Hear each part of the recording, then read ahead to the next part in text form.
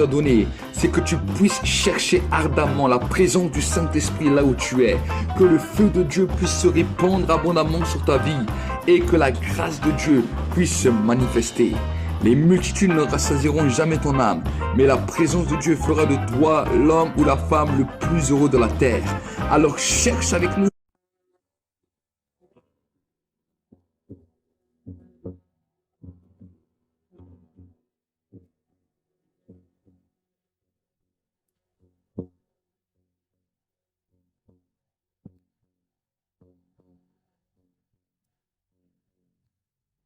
La vie d'un homme est faite de nombreuses questions. Et l'une d'entre elles est arrivée à moi. J'étais âgé de 18 ans.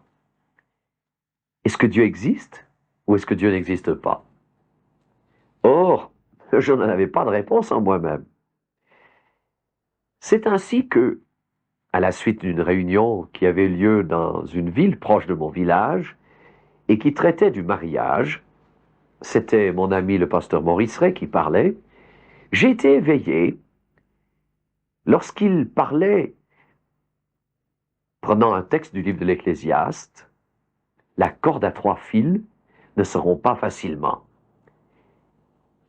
Et là, il a développé les choses de telle manière qu'il a montré que le fil central, invisible, c'était Jésus-Christ, et que les deux autres qui l'entouraient, c'était le couple, et que nous avions besoin de Jésus-Christ dans notre couple. Et là-dessus, sortant de la réunion, sans autre, j'ai décidé intérieurement, voilà comment moi je vivrai ma vie lorsque je me marierai. Je ne connaissais encore personne à ce moment-là, mais c'est peu après que j'ai fait connaissance avec celle qui est devenue ma chère épouse. Mais 3 ans de lecture de la Bible, de l'évangile de Matthieu jusqu'à l'Apocalypse, m'ont convaincu de l'existence de Dieu. Et je dois dire que bien que je n'ai absolument rien compris du point de vue de son interprétation à l'Apocalypse, il y a une chose que j'ai compris, c'est que Dieu était grand, saint, juste, et que moi, j'étais un pécheur qui ne méritait que la perdition et qu'il n'y avait aucune solution en moi-même. Je n'étais pas capable de m'en sortir. Pourtant, j'en avais fait des efforts pour m'améliorer, mais je n'ai pas réussi. Je me suis rendu compte que c'était une véritable faillite. Un jour, le Saint-Esprit a travaillé mon cœur, à tel point que, ne pouvant pas m'en sortir par mes propres moyens, par mes propres œuvres, je compris enfin que Jésus-Christ avait payé le prix à la croix du Calvaire. Et c'était au mois de mai 1959, j'étais devant la ferme de mes futurs beaux-parents. J'ai été saisi par l'Esprit de Jésus-Christ, lequel m'a convaincu de péché. Et je dois dire qu'en l'espace de quelques secondes, j'ai été transformé en une autre créature. J'avais l'envie de parler à tout le monde pour leur dire que Jésus-Christ est vivant. Et ce jour-là, un miracle s'est produit intérieurement, c'est que j'ai reçu la conviction que j'allais être serviteur du Seigneur. Et j'ignorais comment ça allait se passer, qu'est-ce que je devais faire, etc. Alors, je suis parti au Danemark avec mon épouse après notre mariage pour aller me former. Et ensuite, nous sommes rentrés, nous avons fonctionné dans une église, et en 1966, j'ai été appelé comme pasteur de l'église apostolique à Lausanne. Et je dois dire que ça a été, à partir de là, une expérience absolument extraordinaire. Je bénis Dieu pour toutes les choses que nous avons apprises, et surtout, ce que nous désirions, c'était que la Bible soit vécue dans son entier.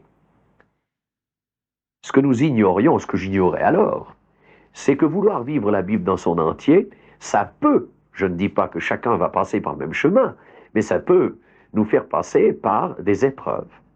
Et c'est ainsi que le 13 avril 1975, alors que je me rendais dans un village à 20 km de Lausanne, dans un S, je me trouve en face à face avec un motocycliste qui roulait complètement sur sa gauche et qui roulait, selon les estimations de la police, environ à 150 km à l'heure. Moi-même, j'étais environ 70, ne pouvant pas négocier un tel virage plus rapidement. Je le connaissais d'ailleurs très bien. Mais ce fut le choc frontal, terrible, violent, où son réservoir en polyester a explosé, éjectant son essence à l'extérieur et à l'intérieur de la voiture. Lui-même a été éjecté sur le bord de la route et est mort à la suite de ce choc.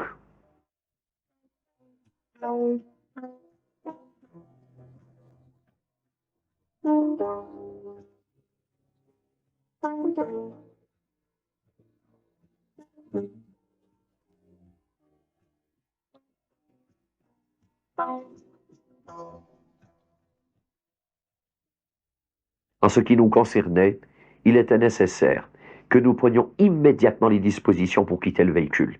Les deux garçons ont réussi, en cassant une vitre latérale, à sortir par celle-ci, parce que c'était une voiture de porte. En ce qui me concernait, ouvrir la porte était impossible, je n'avais plus que la solution de descendre la vitre. Or, en prenant la manette, je me suis rendu compte que je n'arrivais pas à la tourner. Il a fallu que je donne un coup très très fort, croyant qu'elle allait lâcher entre mes mains, et enfin, la vitre est descendue. Ensuite, j'ai essayé de défaire ma ceinture de sécurité, mais malheureusement, elle était bloquée, puisque les matières synthétiques dans lesquelles se faisait le blocage étaient fondues. Finalement, j'ai réussi à l'avoir, j'ai essayé du côté de ma fille, mais je n'ai pas réussi. Et puis, je pensais, une fois que je serai dehors du véhicule, je vais pouvoir l'aider à sortir de là. Alors, je me suis éjecté par la fenêtre ouverte, en me disant, peu importe comment j'atterrirai sur la route. Et je suis tombé dans l'herbe, à mon grand étonnement, ce qui signifie que le véhicule avait donc continué son cheminement avec la moto sur le côté gauche de la route.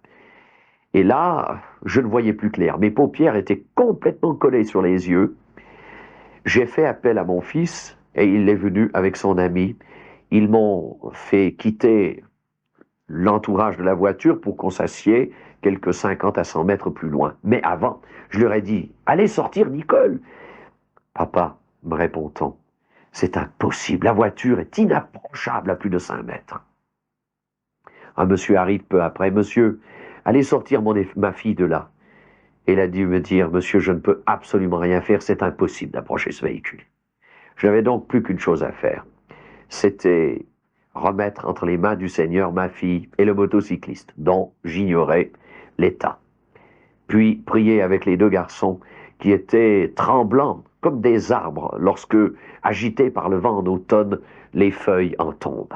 Après ces événements, est arrivée l'ambulance, nous avons été conduits au centre des brûlés, et ce fut le commencement pour moi de tout un cheminement opératoire. 30 opérations, plus de 200 heures sur la table chirurgicale. Il y a eu 2-3 ambulances qui sont arrivées, tout klaxon et feu allumé. Et chaque fois, non, c'est pas ça. Je leur posais la question, est-ce que c'est l'accident de M. Renevier? Non, c'est pas ça. Et finalement, est arrivée une 3e ambulance qui, grande, j'ai dit, ça peut être que ça, puisqu'ils étaient 4, ça doit être ça. Et là, l'ambulance est arrivée. Ce sont des policiers qui sont avec. Alors, je leur ai posé la question, oui, c'est ça. Et Jean, l'ami de Marc qui était avec eux, qui était disons, le moins atteint, est sorti de l'ambulance. Il était assis devant avec le chauffeur et son coéquipier. Et c'est lui qui nous a annoncé que Nicole n'était plus là.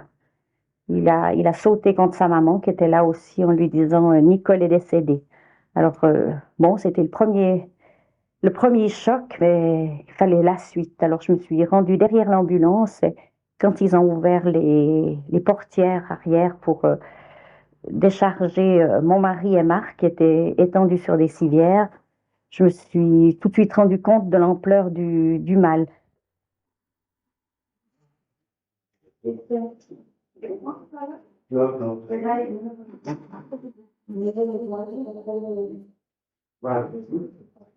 Je me rappelle de l'histoire de Michel Renevier comme si c'était hier.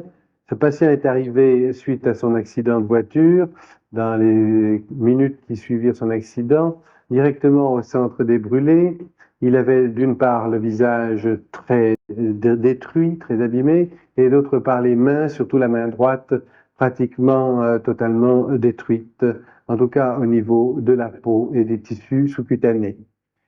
Il faut dire aussi que l'explosion des gaz d'essence avait brûlé sérieusement les voies respiratoires, c'est-à-dire les poumons, les bronches de ce patient, raison pour laquelle nous n'avons pas pu tout de suite faire des gestes importants au niveau de sa peau. Il a fallu d'abord tirer l'affaire sur le plan vital, Michel Renevier, et c'est seulement au bout de quelques jours, après qu'on se soit assuré de la sauvegarde de la vie du patient, que nous avons pu, à ce moment-là, avoir une attitude un peu plus active au niveau de la face. Le jour même de l'enterrement de Nicole, je suis allé visiter Michel au centre des Grands Brûlés, à Lausanne. Il y avait plusieurs pasteurs qui m'accompagnaient, mais je me rappelle de l'un d'entre eux, le pasteur Benjamin, qui vient de Ceylan. Et en arrivant au centre même, une infirmière chef nous a abordés et nous a dit « Est-ce que vous avez déjà visité des Grands Brûlés? Est-ce que vous êtes habitué ?» J'étais un peu frappé de cette question. J'ai dit « Bien sûr, j'ai l'habitude de visiter des gens, j'ai souvent fait des visites dans les hôpitaux. » Mais elle insistait un peu. J'ai dû vraiment dire que j'avais l'habitude pour qu'elle me laisse passer, qu'elle nous laisse entrer. Et nous avons dû passer un couloir, sortir de nouveau du bâtiment, et puis en contournant le bâtiment lui-même, arriver vers une vitre. Et nous étions derrière une vitre, et puis il y avait là un lit, et Michel était dans son lit, avec une tête énorme. Une tête énorme. Je ne peux pas dire à quel point sa tête était grosse, enflée, et on lui a apporté un micro qu'on a placé tout près, afin qu'il puisse s'exprimer. Il avait envie de parler. Il s'est tourné vers nous, je ne sais pas si vraiment il nous a reconnus, mais il a reconnu notre voix en tout cas, parce qu'il a réagi quand nous l'avons appelé par son nom. Et alors après, le micro était tout près de ses lèvres, et puis il essayait de parler. Ça sortait comme des sons rauques, comme ça. Il essayait de dire les choses, et il n'arrivait pas. J'ai compris, il m'a posé la question, est-ce que tu comprends ma voix? Est-ce que tu entends ma voix? Et je ne savais pas quoi lui répondre. J'étais interloqué, là, complètement arrêté. J'ai regardé le pasteur Benjamin, il m'a regardé aussi, et il a dit, on doit prier. Et on a prié pour Michel. Ce pasteur, il a vraiment une grande autorité spirituelle. Il a chassé un esprit de mort afin que la vie de Dieu revienne dans le corps de Michel et qu'il se passe un miracle. Pour moi, c'était donc le commencement d'une période de plus de 2 mois, durant laquelle il fallait réparer le visage, les mains, et puis d'autre part, d'immenses problèmes avec les poumons. J'étais atteint de septicémie, j'ai dû passer des soins du centre des brûlés aux soins intensifs, et ensuite revenir au centre des brûlés. C'était un temps dans lequel je ne me suis guère aperçu de ce qui se passait, mais je peux dire de mon épouse que elle l'a vécu d'une manière très profonde, et qu'à cette occasion, elle, tout le peuple de Dieu, tous les chrétiens, et loin, loin, loin à la ronde, même jusqu'aux extrémités de la terre, se sont mis à prier pour nous. Nous pouvons dire que c'est une grâce merveilleuse de pouvoir compter sur l'appui des enfants du Seigneur. C'est une vérité que la réalité du corps de Christ. Et nous avons vu que dans notre propre circonstance, au-delà même des barrières confessionnelles, il y avait un cœur. Il y avait aussi un esprit. Et quand il y a l'Esprit de Dieu qui agit sur cet esprit, et quand il y a un cœur qui se laisse conduire par l'amour de Dieu, alors il y a une participation merveilleuse de l'ensemble du corps, et nous nous sommes sentis aussi portés les uns les autres dans cette épreuve, et aidés par le Seigneur lui-même. Ça, c'est le côté humain, le côté horizontal, mais il y a le côté vertical. Dieu ne nous a jamais délaissés en aucune circonstance. Mes poumons, finalement, les choses se sont très bien passées. J'ai été guéri après un certain temps et je peux dire que je n'ai pas de problème de ce côté-là, sinon quelques fragilités, peut-être au froid. Mais en ce qui concerne les mains et le visage, il a donc fallu, dans ces 30 opérations, passer plus de 200 heures sur la table chirurgicale. Nous nous trouvons donc au moment de 15 jours environ après l'accident et à ce moment-là, nous voyons Michel Renevier avec ce visage où il manque de la peau sur pratiquement tout le front, le nez, les paupières, les joues, les lèvres. Donc une très très grave brûlure au 3e degré, en partie par carbonisation.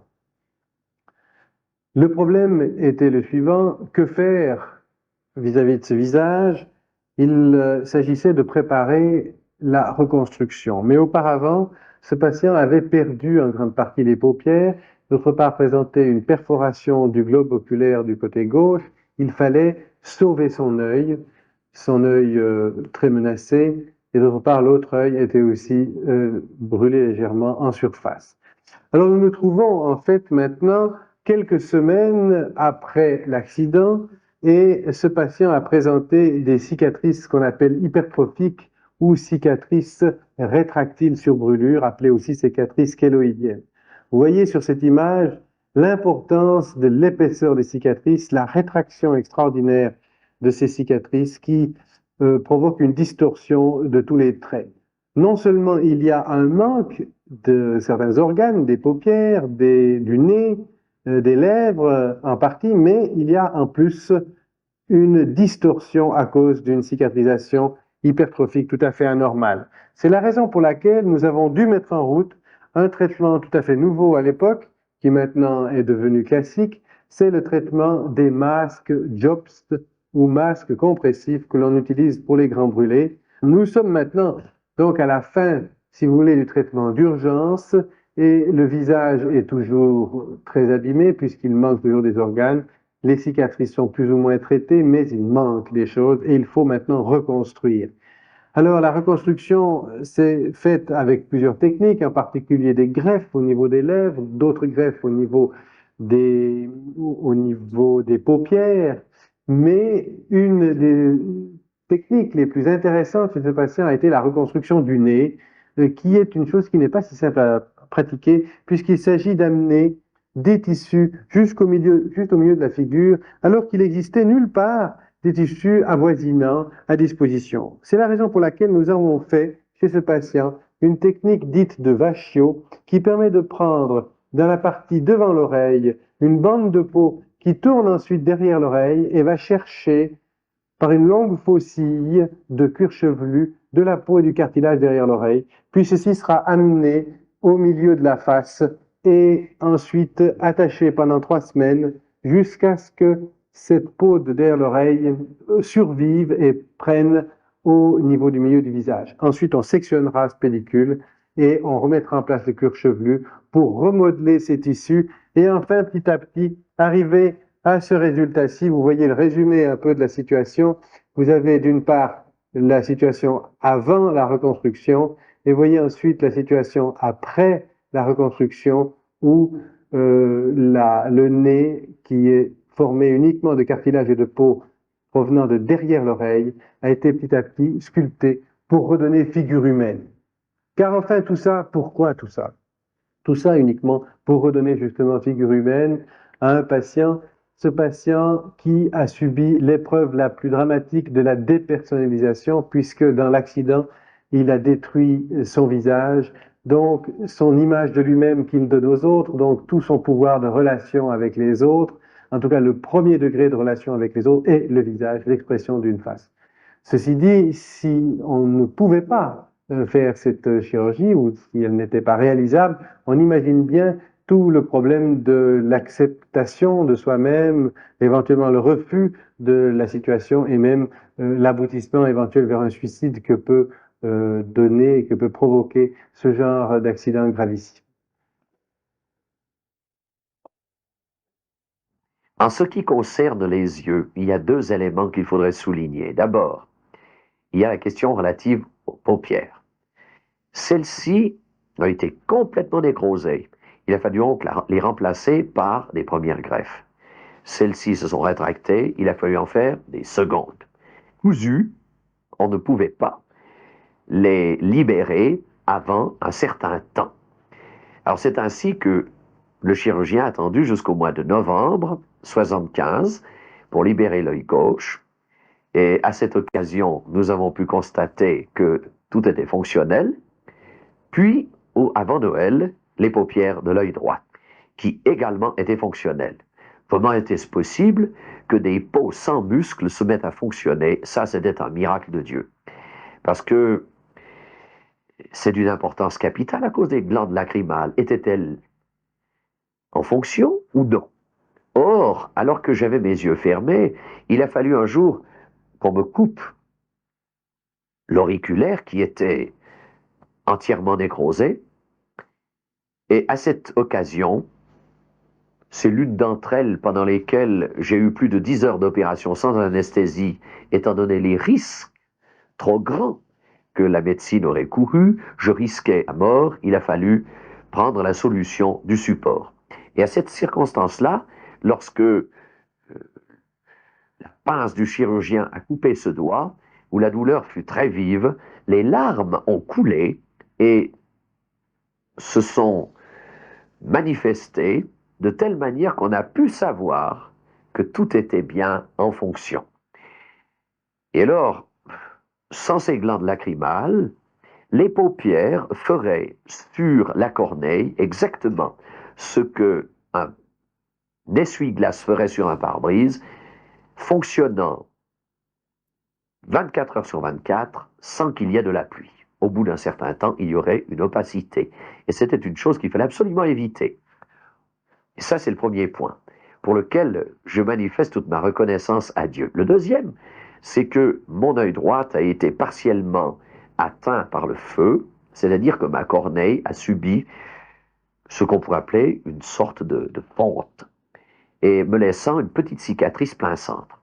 Mais on a constaté que j'avais 80% de vue après l'ouverture des paupières, et en décembre 83, lors d'un contrôle de routine, on a constaté que j'avais 100% de vue, en d'autres termes, une augmentation. Quant à l'œil gauche, qui a été profondément atteint, percé jusqu'au cristallin, il a fallu faire une greffe de cornée.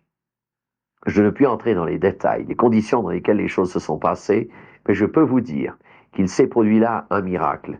Parce que normalement, la vascularisation se fait dans la cornée, greffée. Or, dans ma situation, elle ne s'est pas faite, laissant ainsi mon œil dans une qualité de vue exactement semblable à celle d'une cornée naturelle, puisque c'est le seul organe de notre corps qui n'est pas vascularisé. Ainsi, je peux constater que Dieu a fait véritablement quelque chose pour moi.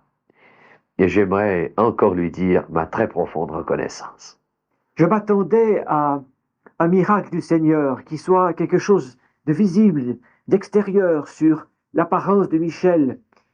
Dans la suite de mes visites, j'ai vu qu'il y avait une amélioration. Plus tard, il y a eu des greffes qui ont été faites, mais j'attendais vraiment quelque chose de sensationnel, de visible, d'extérieur. J'étais très surpris par l'action de Dieu en ce qui concerne Michel. Il a retrouvé la voix, alors que dans le fond, la deuxième fois que je l'ai vu, elle était plus faible que la première. J'avais le sentiment qu'il se passait un drame de ce côté-là, qu'il allait la perdre totalement. Or, il l'a retrouvée. Et je me rappelle une fois où, l'entendant, j'ai dit, Michel, c'est vraiment ta voix. Je reconnais ta voix. Le plus grand miracle dans tout ça, c'est que Michel ait réussi à regarder Dieu en face, les autres hommes en face et sa propre vie avec un courage, avec une foi absolument exemplaire. Il a reçu là une force d'en haut. Le plus grand miracle, il se situe là. Son caractère a aussi changé au travers de cette épreuve. Il a acquis une sensibilité, une compréhension de l'autre, un sens d'approche du souffrant qui sont vraiment très riches et qui apportent beaucoup autour de lui, qui marquent son ministère aujourd'hui. Je le dis parce que je le connais bien, il est mon collègue et mon ami depuis de nombreuses années. Ça a été le plus grand miracle, cette acceptation, non pas passive, mais active et positive de ce qui est arrivé pour en tirer quelque chose qui glorifie Dieu.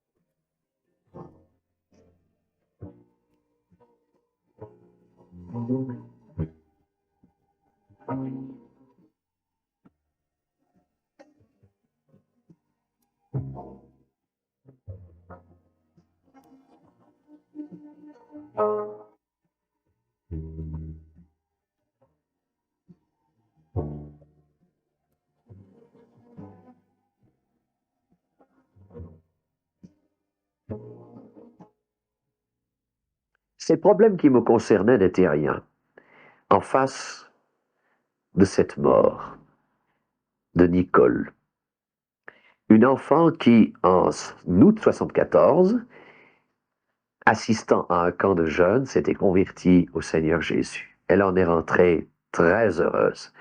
Et puis, 28 jours avant son décès, elle a été baptisée dans le Saint-Esprit. C'était beau. Lorsque l'évangéliste annonce, même les filles de pasteurs sont baptisées du Saint-Esprit. Quand je me retourne pour constater quelle était la fille de pasteur, c'était Nicole qui arrivait, qui me tombe dans les bras, et nous avons pleuré ensemble de joie devant le Seigneur alors qu'elle était en train de parler en langue. Je dois dire que c'était une grande chose. Combien ma joie était grande. C'était la première de nos 4 enfants qui vivait ces instants merveilleux avec le Seigneur Jésus. Nous ignorions que c'était là une préparation pour la faire entrer dans l'éternité. Perdre une enfant, c'est peut-être ce qu'il y a de plus fort. Je ne puis l'affirmer avec une parfaite exactitude. Mais il y a quelque chose qui nous était arraché, notre être intérieur. Il a fallu longtemps pour nous y remettre. Il faut compter à peu près 4 années durant lesquelles notre gorge était souvent serrée. Nous y pensions souvent. Et comme tous les hommes, nous nous disions, pourquoi? Elle avait un avenir brillant devant elle. Elle aurait pu servir Dieu. Mais voilà, nous avons une conception du service qui n'est peut-être pas toujours celle de Dieu, comme il le dit dans Ésaïe 55 et le verset 8. Mes voies ne sont pas vos voies, et mes pensées ne sont pas vos pensées. Et nous avons compris que les voies de Dieu sont meilleures que les nôtres. Et que s'il avait décidé de reprendre cet enfant, comme d'ailleurs il l'a confirmé plus tard, si tu savais ce qu'elle est pour moi, me disait-il, en me parlant audiblement en octobre 75, j'ai compris que Dieu était souverain. C'était à lui qu'il fallait remettre toutes choses. Et que ce n'était pas moi qui devais prendre les grandes décisions en ce qui concerne la vie et la mort. Mais la mort, qu'est-ce que la mort? Puisqu'il y a la résurrection en Jésus-Christ. Et c'est là qu'est notre espérance la plus profonde. Un jour, il faudra quitter cette terre. Jésus-Christ, le premier des ressuscités, conduira aussi à la résurrection tous ceux qui ont cru en lui. Je dois dire aussi, comme pasteur, j'ai participé avec un des anciens de l'Assemblée, M. Jean Buclin, à Lausanne, à la cérémonie mortuaire, où nous avons pris congé de Nicole. C'était quelque chose de très émouvant. Il y avait les élèves de sa classe qui étaient présents. Il y avait une grande partie de l'église, des amis, des gens tous bouleversés. Il y avait l'absence du papa, l'absence du frère, Marc, qui était encore à l'hôpital pour question de brûlure, et la maman qui était là. Il y avait vraiment un triste tableau, mais en même temps une paix et une présence de Dieu qui a été constante pendant toute cette cérémonie. Dans ce que j'ai dit au sujet de Nicole, j'ai pu donner son témoignage aux autres, j'ai pu parler de sa foi, j'ai pu affirmer sa paix en Dieu, sa joie de le connaître, de le découvrir de plus en plus. Étant remplie de l'esprit, elle avait un sens de la présence de Dieu, de la gloire de Dieu, qui m'avait souvent frappé. Il y avait chez elle aussi quelque chose de très attachant. Elle était pleine d'amour, elle aimait faire plaisir aux gens, elle avait des petites attentions. Oui, je dois dire que c'est une consolation pour les parents, et moi je garde d'elle un souvenir lumineux qui ne passera jamais. C'était le 9 août.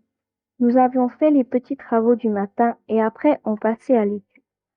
On se sépare en 3 groupes, répartis dans les dortoirs et la salle à manger. J'étais dans le dortoir des filles et on a commencé par la prière. Puis, un des moniteurs en formation commence à nous parler. Je ne me rappelle plus ce qu'il disait, mais je sais que je tremblais comme une feuille et que j'avais des larmes dans les yeux. Un peu plus tard, j'ai demandé un moment de prière. Je ne tenais plus et je suis tombée à genoux et j'ai donné ma vie à Jésus-Christ. Aujourd'hui, je suis heureuse et soulagée d'un grand point. Je remercie le Seigneur de ce qu'il a fait pour moi. Comment est-ce que on a pu surmonter le départ de notre fille et assumer ce coup? C'est vraiment, je dois dire que ça s'est pas fait tout seul, bien entendu, parce qu'un enfant est irremplaçable. Mais le jour où j'ai pu vraiment le dire, Seigneur, cet enfant, tu nous l'avais prêté, elle est à toi, et que j'ai pu le dire pas seulement des bouts des lèvres, mais du fond du cœur, pour moi, c'était un poids qui s'est enlevé de moi. Je n'ai pas plus de problème. Ça ne veut pas dire que je n'ai pas eu encore des larmes, que je n'ai pas eu des moments qui étaient difficiles à traverser, mais ça n'a plus été un poids qui m'écrasait. C'était vraiment, le Seigneur m'a déchargé là oui, d'un poids de tristesse, de lourdeur et euh, finalement, c'était presque trop simple, je dois dire, si on peut dire comme ça, parce que quand j'entends des personnes qui n'arrivent pas à accepter, et je crois que c'est ça le mot, l'acceptation d'un départ qui n'est plus un poids qui nous charge, mais une victoire dans le Seigneur. Et c'est ce que j'ai vécu avec le départ de Nicole. Bien sûr, après, il y a eu encore les anniversaires, il y a eu les rencontres de famille où il y avait quelqu'un qui manquait. Et même les premiers temps, je mettais toujours la table pour 6 alors qu'on n'était plus que 5. Et c'est quand on se retrouvait tous, je disais, mais tu es bête quand même. Mais finalement, on entre dans des habitudes et bien sûr, quelqu'un manque dans la famille, il y a un trou. Mais ce n'est plus quelque chose qui nous accable, quelque chose oui, nous fera pleurer ou qui nous remplira de tristesse. Mais on a cette certitude elle nous a précédés dans la gloire et ça, c'est un très grand réconfort. On croit souvent que le chrétien ne doit plus pleurer, ne doit plus se trouver dans la tristesse au sujet de quelqu'un, de ses bien-aimés décédés. Eh bien, nous ne craignons pas de le dire. Durant 4 ans, nous avons eu des larmes de tristesse. Notre gorge était souvent serrée. Nous aurions voulu pouvoir le dire à celle qui n'était plus là, combien elle nous manquait. Surtout qu'elle était, avant cet accident, en train de suivre le conservatoire, et l'instrument qu'elle avait choisi était le piano. Quand je suis rentré à la maison, je n'entendais plus la musique, ces sons qui montaient de notre salon. Il s'était tu parce que celle qui jouait s'était tue. Mais y avait-il plus aucune espérance possible? Est-ce que c'était fini? Est-ce qu'il n'y avait plus rien? Bien sûr que non, ce n'était pas fini. Parce que Dieu, c'est lui qui tient le mot de la fin. C'est lui qui décide de toutes choses. C'est lui qui a décidé de la reprendre auprès de lui. Et un jour, lorsque nous aussi nous quitterons ces lieux, nous la retrouverons. Parce que Jésus-Christ nous l'a dit lui-même, que ceux qui sont en lui sont passés de la mort à la vie.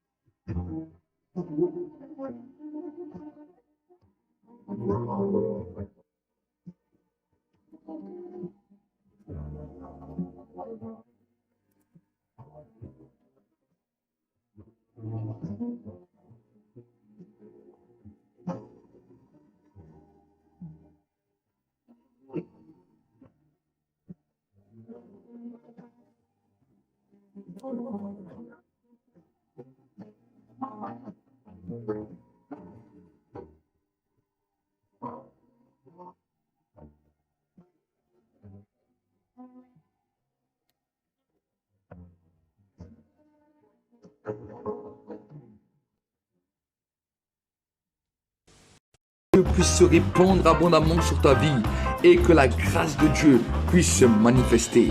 Les multitudes ne rassasieront jamais ton âme, mais la présence de Dieu fera de toi l'homme ou la femme le plus heureux de la terre. Alors cherche avec nous sa présence, cherche avec nous ardemment le Saint-Esprit, et alors tu verras combien le feu de Dieu descendra sur toi.